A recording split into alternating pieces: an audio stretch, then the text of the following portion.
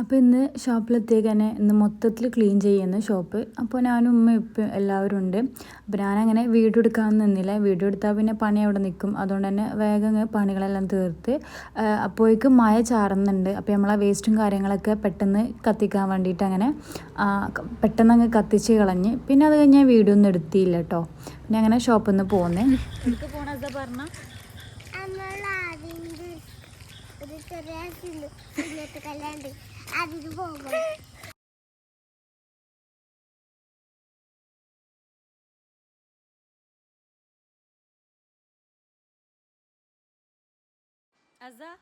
ആസിക്ക് എന്താണ് എന്താണ്